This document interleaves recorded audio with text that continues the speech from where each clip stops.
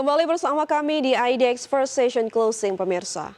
PT Indika Energi Tbk atau INDI merespon penurunan kinerja ekspor batu bara nasional yang berpotensi mempengaruhi prospek usaha emiten energi ini. Meski nilai dan volume ekspor menurun, INDI tetap optimistis mempertahankan target produksi batu bara tahun 2025.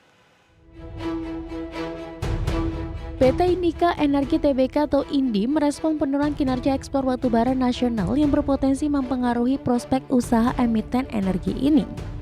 Meski nilai dan volume ekspor menurun, INDI tetap optimistis mempertahankan target produksi batubara tahun 2025. Mengacu pada data Badan Pusat Statistik, nilai ekspor batubara Indonesia tercatat sebesar 10,26 miliar dolar Amerika sepanjang Januari hingga Mei 2025. Turun 19,1% secara tahunan dari 12,68 miliar dolar Amerika pada periode yang sama tahun lalu.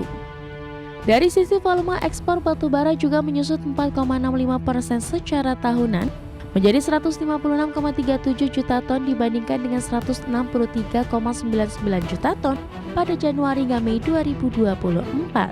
Menanggapi tren tersebut, Head of Corporate Communication Indika Energi Ricky Fernando menyatakan bahwa perusahaan masih mempertahankan target produksi batubara tahun ini di kisaran 30 juta ton. Sebesar 30% dikirim ke Tiongkok, selebihnya disalurkan ke India dan sejumlah negara di Asia termasuk Asia Tenggara. Sebelumnya penurunan ekspor batubara nasional dipicu oleh melemahnya permintaan dari dua pasar utama yaitu Tiongkok dan India. Kedua negara tersebut selama ini menjadi penyerap terbesar komoditas batubara Indonesia. Menghadapi tantangan ini, manajemen INDI terus memperluas diversifikasi portofolio bisnis, khususnya ke sektor non-batubara guna meminimalkan risiko akibat fluktuasi permintaan global. Jumlah sektor yang menjadi fokus pengembangan antara lain tambang emas, kendaraan listrik, serta energi baru dan terbarukan. Salah satu prospek andalan INDI di sektor tambang emas adalah tambang emas Awakmas di Sulawesi Selatan yang dikelola melalui anak usaha PT Masmindo Dwi Area. Proyek ini diperkirakan menelan investasi hingga 426 juta dolar Amerika hingga tahun 2026. Berbagi sumber, IDX Channel. Komisaris Vale Indonesia Edi Permadi melepas seluruh saham miliknya pada awal Juni 2025. Ia menjual di atas harga pasar dan kini tak lagi punya kepemilikan di emiten nikel tersebut. Dalam keterbukaan informasi Bursa Efek Indonesia, Edi Permadi mengaku menjual seluruh saham 131.200 sahamnya di PT Vale Indonesia Tbk atau INCO pada harga Rp3.900 per saham. Harga tersebut berada di atas pasar saat itu, yakni Rp3.560. Dari transaksi ini, ia mengantongi dana Rp511,6 juta dan mengakhiri kepemilikan saham secara langsung. Setelah transaksi, saham INCO terkoreksi 3,39% ke level Rp3.420 per saham pada 7 Juli 2025. Secara bulanan, saham ini melemah 2,29%, meski dalam 3 bulan terakhir masih naik tajam 77,20%.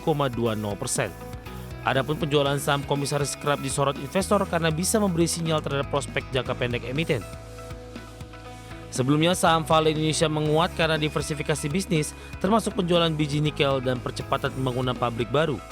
Sentimen positif ini membuat saham sempat menguat tajam meski aksi jual pejabat internal bisa memicu koreksi jangka pendek. Pelaku pasar kini menanti arah lanjutan dari strategi ekspansi Vale di sektor nikel. Dari berbagai sumber, IDX Channel.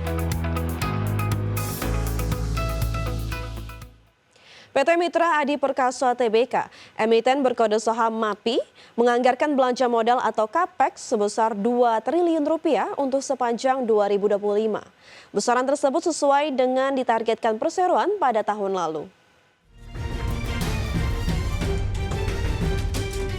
PT Mitra Adi Perkasa Tbk, emiten berkode saham MAPI, menganggarkan belanja modal atau capital expenditure sebesar Rp2 triliun untuk sepanjang 2025. Besaran tersebut sesuai dengan yang ditargetkan perseroan pada tahun lalu. Namun demikian, dengan memperhatikan situasi ekonomi saat ini, anggaran tersebut akan disesuaikan tergantung dengan kondisi. Terlebih kinerja segmen F&B perseroan saat ini kurang baik. Dalam keterbukaan informasi di Bursa Efek Indonesia, manajemen MAPI menyatakan mengurangi pembukaan toko baru dan ekspansi ke negara lain juga sangat terbatas. Mengenai perluasan bisnis di luar negeri, Manajemen menjelaskan bahwa saat ini skalanya masih sangat terbatas. Kalau dilihat dari kontribusi penjualannya di kuartal 1 2025, jumlahnya hanya sekitar 17%. Perseroan mengurangi ekspansi ke luar negeri namun tetap fokus pada brand-brand utama dan yang sudah terbukti memberikan keuntungan seperti New Balance, Converse, Foot Locker, dan Zara.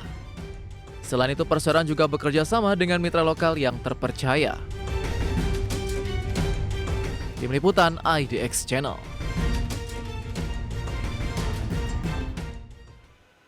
Dari informasi emiten kita beralih ke update penutupan IHSG sesi pertama pemirsa, di mana IHSG pada sesi pertama hari ini tanggal 8 Juli 2025 ditutup stagnan di 0,00% di level 6.900,601.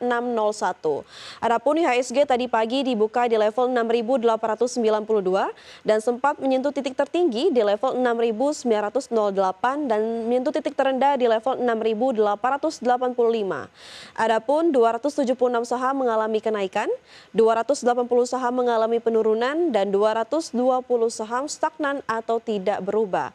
Adapun saham-saham yang mengalami kenaikan tertinggi atau top gainers antara lain ada BRPT yang naik 1,81%, Cuan naik 4,25%, BRMS naik 4,02% dan PGEO naik 2,8%. Sementara dari sisi top losers pemirsa atau saham-saham mengalami penurunan terdalam antara lain ada ITMA yang turun 2,05%, TCPI turun 1,37%, MAPA turun 5,81% dan IOTF turun 14,47%.